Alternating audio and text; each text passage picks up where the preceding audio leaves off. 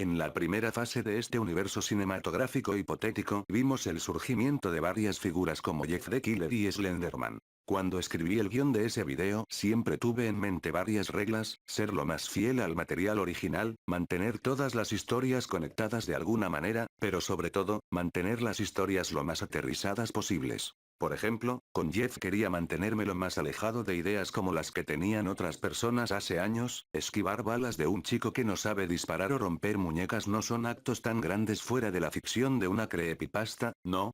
Con Slenderman no tuve que cambiar mucho, más allá del hecho de relacionarlo con algo. Sí, la verdad es que extender esto con las fases al estilo Marvel es más fácil decirlo que hacerlo. Porque en el caso de la Casa de las Ideas es más sencillo por el hecho de que tras la última película de cada personaje estos siguen vivos. No me malentiendan, en el caso de Jeff the Killer siempre tuve en mente qué pasaría después de su última película. No quiero revelar mucho, pero digamos que el concepto que escucharan con respecto a la cuarta película de Jeff siempre estuvo en mi mente desde hace mucho tiempo. Pero ahora, ¿cómo se hace una fase 2 de este universo sin poder usar a la mayoría de los personajes que ya aparecieron? Fácil, no lo haces. Si la fase 1 era el origen de las creepypastas clásicas y el desarrollo de estas, la fase 2 se tratará de la sucesión de las generaciones, y el paso de la batuta a otros personajes.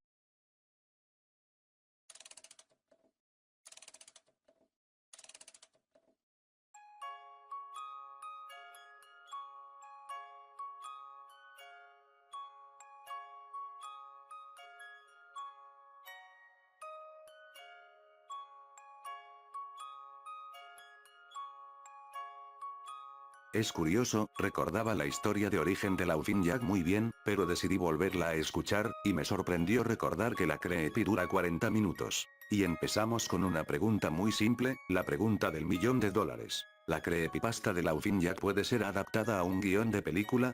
Sí, de hecho sí. Como no voy a contarles una creepypasta de 40 minutos, les resumiré lo más que pueda. En la noche de Navidad del año 1800 en Londres, un niño llamado Isaac encuentra una caja, y adentro está Jack, quien era un payaso colorido y alegre. Este payaso le menciona a Isaac que él será su amigo para siempre y que él se adapta a los gustos de su amigo. Recuerden esta frase para más adelante. En fin, que después de un tiempo, por culpa de Jack, quien mató a un gato, Isaac es enviado a un internado. Jack se quedó en la caja solo por varios años. Con el tiempo los colores del payaso se desvanecieron y el alegre y multicolor payaso se convirtió en un triste payaso blanco y negro.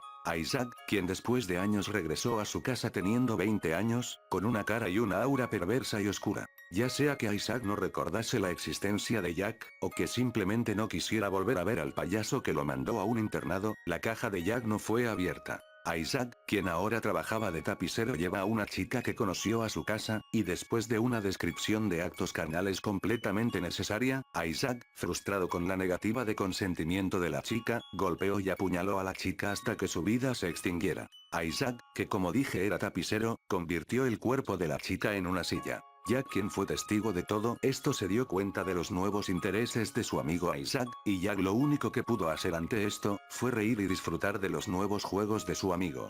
Isaac decidió convertirse en un homicida, llevando una máscara de ave como las del carnaval. En fin, la caja de Jack se cayó de la estantería, y Isaac, quien apenas recordaba la existencia de la caja, decide tocar la manivela, y una versión triste y perturbadora de la melodía Pop Goes the Whistle suena de la caja. Isaac, quien ahora siendo un adulto, se convenció a sí mismo que todos esos recuerdos de Jack y él jugando eran puras mentiras, un niño jugando con su amigo imaginario, una simple fantasía infantil. Pero no, Jack sale de la caja y después de una pequeña charla, Jack decide jugar como Isaac jugaba con sus víctimas. Claro, solo que Isaac iba a ser de víctima, y Jack iba a jugar a ser el victimario. Y después de otra descripción de violencia, sangre y tripas completamente necesaria para la narración, Isaac falleció. Esa sería la película, pero voy a cambiar, o más bien agregar algunas cosas, para que la historia encaje en este universo. Los adoradores del dios rojo, que se habían formado en esa época, después de que algunos arqueólogos británicos hayan encontrado una leyenda tallada en unas ruinas egipcias que hablaban de una entidad carmesí, creadora del caos. Decidieron invocar a esa entidad, pero para hacerlo necesitaban precisamente crear caos, dolor y muerte para alimentar a la entidad. Y antes de Slenderman, Laughing Jack había sido el ente con el que intentaron esa meta. Pero a diferencia de Slenderman, Laughing Jack era incontrolable, era un demonio con libre albedrío y muy poderoso. El padre de Isaac, quien formaba parte de los adoradores, se lleva la caja, y este último la abre, pensando que era un simple juguete.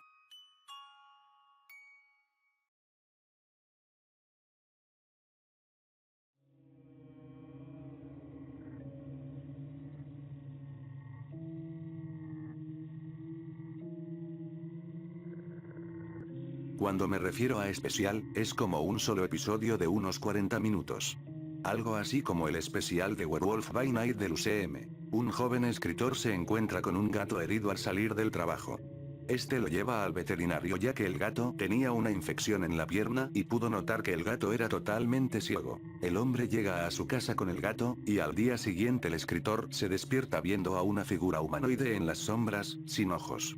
Esa sombra, esa persona sacó una libreta y un lápiz, se sentó en una esquina y comenzó a escribir. Con el pasar del tiempo el hombre se dio cuenta de que ese ser humanoide sin ojos era el gato que recogió en la calle. Al final de la creepypasta menciona que el escritor había muerto y que el gato se estaba alimentando de su carne, comiendo sus órganos. Este especial ocurre en el presente, tras los acontecimientos de Go to Sleep 3. Los adoradores del dios rojo experimentaban con rituales demoníacos, obligando a demonios a poseer cuerpos físicos. Uno de esos experimentos era ese gato sin ojos. Los adoradores obligaron a un demonio de piel azul y ojos negros a habitar en un gato como experimento, y el experimento, al tener éxito, decidieron que ese demonio poseyera un cuerpo humano. Lo que nos lleva a la siguiente película.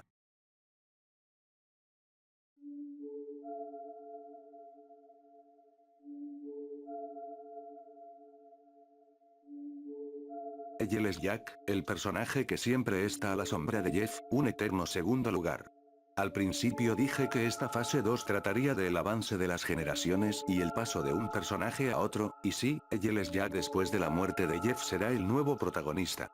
Al menos de esta fase. Y si preguntan por Laufin Jack, pues, realmente no pienso utilizarlo mucho, principalmente porque como todos saben es un ente muy poderoso con habilidades sobrenaturales que rozan la modificación de la realidad, y si bien quiero que esta fase 2 sea algo más sobrenatural tampoco quiero exagerar tanto, porque en mi cabeza todas estas películas se filmaron con un bajo presupuesto, y no como una superproducción, porque al fin y al cabo no dejan de ser películas de terror. Como todos conocemos existen varias versiones de Yellow Jack. Originalmente eran 3 pero se convirtieron en 2.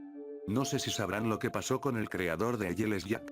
Es una historia algo larga para contarla aquí, pero en resumidas cuentas había una versión de Jack donde era engañado y sacrificado en un ritual. Básicamente la versión canon de Yellow Jack toma varios conceptos de esa versión fan canon. El Yellow Jack canon era un chico de 19 años que fue usado en un sacrificio por un culto que lo transformó en un monstruo con dientes de tiburón y que come riñones. Y la otra versión es la militar que todos conocen donde se dispara en los ojos y se convierte en un espectro o algo así. La creepy es algo confusa. Para esta primera película nos basaremos enteramente en la creepypasta original, ya saben, la del caso de Mitch. Y usaremos la versión canon de Yellow Jack, pero no dejaremos de lado la militar para ciertos detalles futuros. En cuanto al porte de Yellow Jack, a diferencia de lo que vimos con Jeff, Yellow Jack será un personaje brutal, alguien que rompe cráneos con sus manos y derriba puertas con una fuerza sobrenatural. Si Jeff the Killer era Freddy Krueger, entonces Yellow Jack es Jason Voorhees. Aquí no hay que justificar nada, Jack tiene una fuerza sobrehumana a estar ligado a ese culto. La sinopsis dice así. Un chico llamado Mitch se muda a la casa de su hermano Edwin tras hipotecar su casa. Mitch es un sujeto que nunca ha creído en cosas paranormales, su hermano Edwin era todo lo contrario, había leído mucho acerca de los incidentes de Jeff the Killer y Slenderman. Mucha gente piensa que Jeff sigue vivo, ya que su cuerpo desapareció de la morgue, y Slenderman había sido captado por varias cámaras. Mitch le decía a su hermano que se deje de tonterías. Pero este último le comenta que siempre han existido monstruos, y le muestra ilustraciones bastante antiguas de dos criaturas en un libro. Una era un ser humanoide lampiño y con grandes garras similares a un rastrillo, y el otro era un payaso alto con ropa y maquillaje blanco y negro. Mitch le insiste a su hermano que esas son simples historias para asustar a los niños. Pero todo cambia una noche, Mitch se despertó a medianoche por unos ruidos afuera, tras asomarse por la ventana, no pudo ver nada, Mitch pensando que fue un mapache volvió a dormir. Esa noche tuvo una pesadilla. Soñó como una criatura con una máscara azul y ojos negros lo observaba mientras dormía. Al día siguiente Mitch es llevado al hospital con su hermano por un intenso dolor. Resulta que alguien le extirpó un riñón a Mitch, mientras dormía, sin anestesia, con unos cortes precisos, como los de un cirujano experto. Mitch apenas puede creerlo. Los días pasan y cada vez que Mitch duerme tiene pesadillas con el ente con la máscara azul. Hasta que una noche mientras tenía la pesadilla habitual, Mitch despierta y se encuentra al sujeto de la máscara azul observándolo dormir. Y bueno, ya en el final de la película Mitch y su hermano intentan huir de Giles Jack, pero estos se separan en el bosque. Mitch es rescatado, pero se entera que su hermano fue brutalmente asesinado. Los policías creen que Edwin fue atacado por un oso, su cuerpo estaba hecho una masa de carne, hueso y sangre, pero todos sus órganos internos no estaban.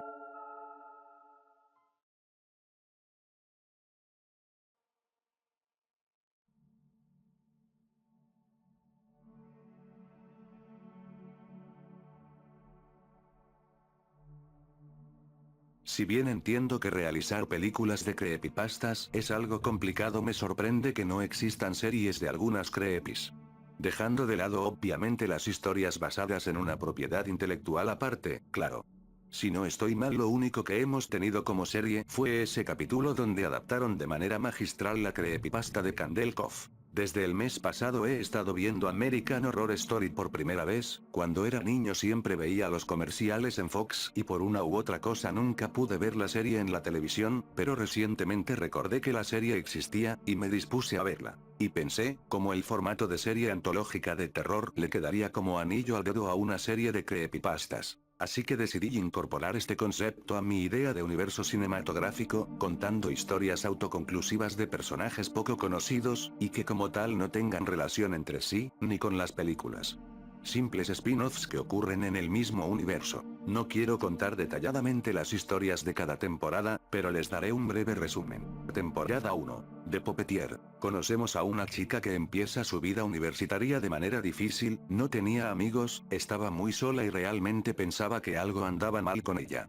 La única entre comillas amiga que tenía era una muñeca de porcelana en su habitación. Ella pensaba que todo seguiría igual hasta graduarse, pero todo cambia cuando encuentra el cuerpo de otro estudiante en el campus, y con el pasar de las semanas más y más cadáveres aparecen, y todos los estudiantes empiezan a dudar de la protagonista, pero el responsable es aquel que se hace llamar el titiritero que, con sus hilos dorados, convierte a los estudiantes en sus marionetas. Temporada 2. El experimento ruso del sueño. Durante la Segunda Guerra Mundial 5 prisioneros de guerra son obligados a formar parte de un experimento, se les administró un gas que les permitía permanecer despiertos por días.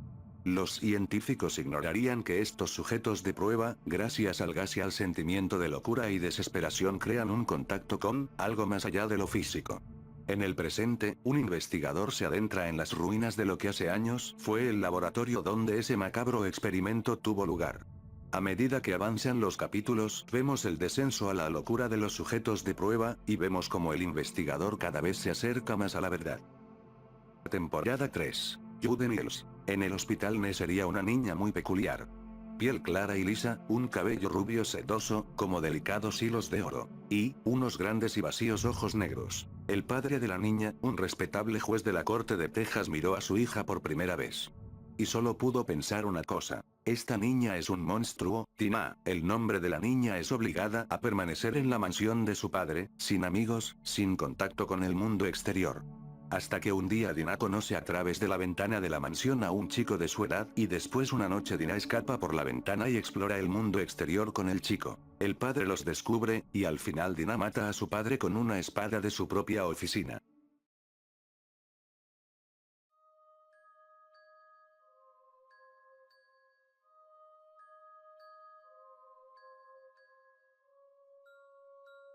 Han pasado más de 100 años desde que Isaac encontró la caja del demonio Laufin Jack.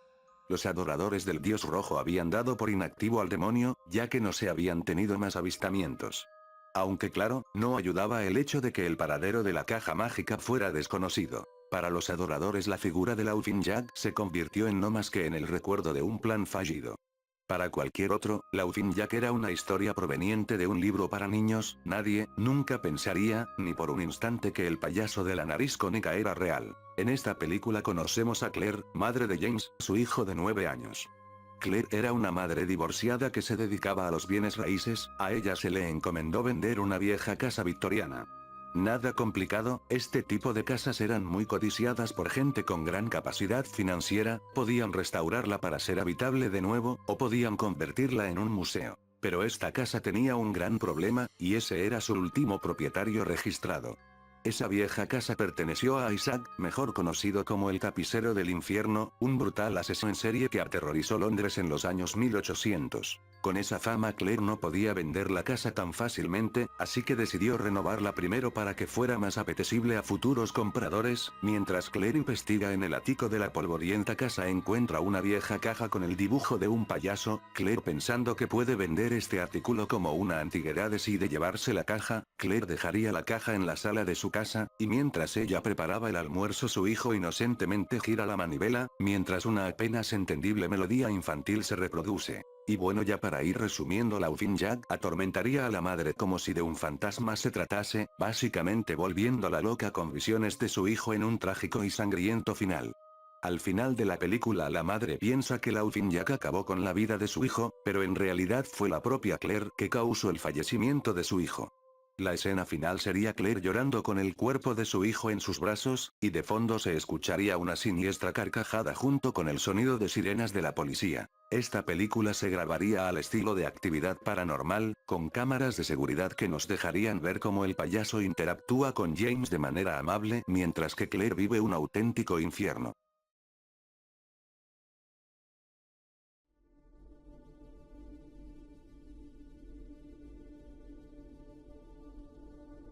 ¿Recuerdan cuando les dije que quería hacer a Giles Jack un asesino tipo Jason? Bueno, en su secuela este realmente demostraría de lo que es capaz. Esta secuela nos contaría quién era Giles Jack antes, un chico normal que asistía a la escuela como cualquier otro. No era tímido, no era solitario, él era el típico chico que podías ver en cualquier lado, incluso quería enlistarse en el ejército.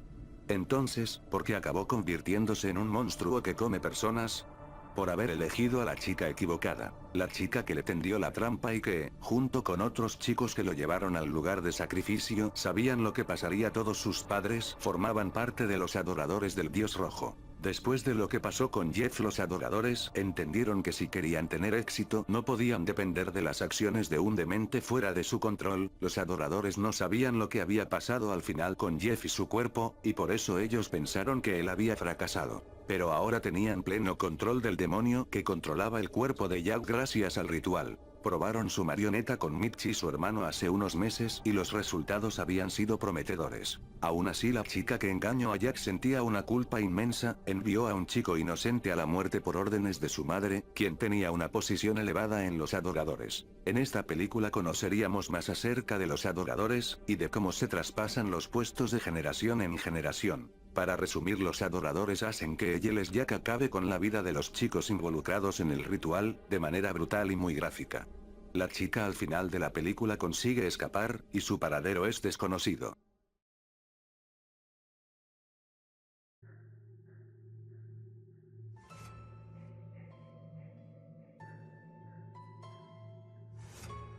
Me encanta imaginar creepypastas o cualquier otro tema que sea ridículo, y o que no sea tomado en serio y modificarlo para hacerlo más serio. Siempre me ha gustado pensar en historias así. Han pasado un tiempo desde la muerte de Jeff the Killer, su cuerpo desapareció de la morgue. Para Nina, quien estaba en la misma clase que Jeff en la escuela, todo lo que pasó con él no es más que un recuerdo lejano. Nunca le interesó ese chico, ni siquiera había hablado con él.